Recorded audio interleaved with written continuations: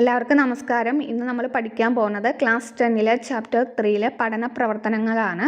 അതിലെ ആദ്യത്തെ പഠന പ്രവർത്തനമായ ലഘുപന്യാസമാണ് നമ്മളിവിടെ ചർച്ച ചെയ്യാൻ പോകുന്നത്.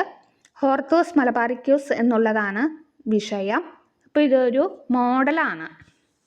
കേരളീയ സസ്യസമ്പദഃ വിഷയെ അത്യന്തം സഹായകഃ ഗ്രന്ഥേ അസ്തി ഹോർത്തൂസ് മലബാറിക്യൂസ്. അപ്പം കേരളത്തിൻ്റെ സസ്യസമ്പത്തിൻ്റെ വിഷയത്തിൽ അത്യന്തം സഹായകമായിട്ടുള്ള ഗ്രന്ഥമാണ് ഹോർത്തൂസ് മലബാറിക്യൂസ്. കൊച്ചി നഗരസ്യ ഡച്ച് രാജ്യപാലः ഹെൻറിക് പാൻഡ്രിറ്റ് മഹാശയസ്യ ശ്രമഫലോ അയം ഗ്രന്ഥഃ.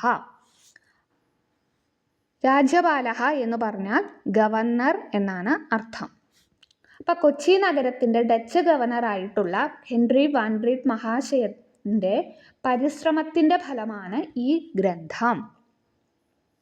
അസ്യ രചനായേ ബഹവഃ കേരളീയ പണ്ഡിതാः സാഹായം ദത്തവന്തഃ. ഇതിൻ്റെ രചനയ്ക്ക് വേണ്ടി ധാരാളം കേരളത്തിലെ പണ്ഡിതന്മാരെ സഹായം നൽകിയിട്ടുണ്ട്. തേഷു പ്രമുഖോ അസ്തി ഇട്ടി അച്യുതൻ. അവരിൽ പ്രമുഖനാണ് ഇട്ടി അച്യുതൻ. ഔഷധസസ്യാനാം ഛായാചിത്രം വിലിഖ്യ വിവിധാസു ഭാഷാസു തേഷാം നാമാനി ച അസ്മിൻ ഗ്രന്ഥേ ഉല്ലിഖിതാനി സന്തി.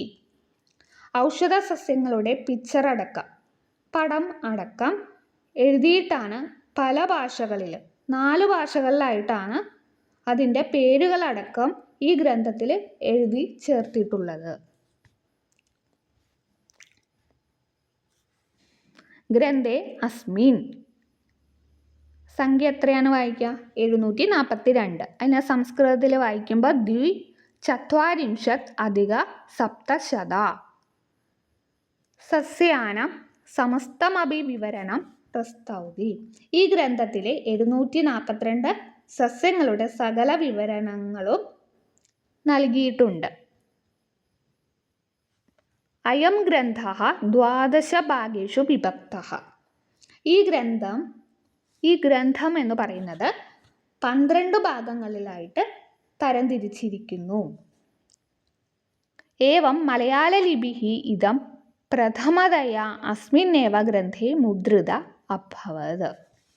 അതുപോലെ തന്നെ ആദ്യമായി മലയാള ലിപി ഉപയോഗിച്ചത് ഈ ഗ്രന്ഥത്തിലാണ്. പിന്നെ ഇത്രയേ ഉള്ളൂ. അപ്പോൾ എല്ലാവരും നന്നായി പഠിക്കുക. എൻ്റെ വീഡിയോസും ഷോർട്സൊക്കെ ലൈക്ക് ചെയ്യുക, ഷെയർ ചെയ്യുക, കമൻറ്റ് ചെയ്യുക.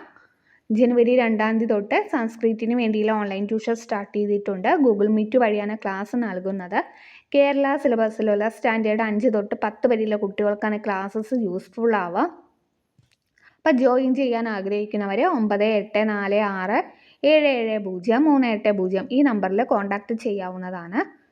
അപ്പോൾ ഓൺലൈൻ ട്യൂഷനായിട്ട് മാത്രം വാട്സപ്പിൽ മെസ്സേജ് അയയ്ക്കുക. Okay, thank you.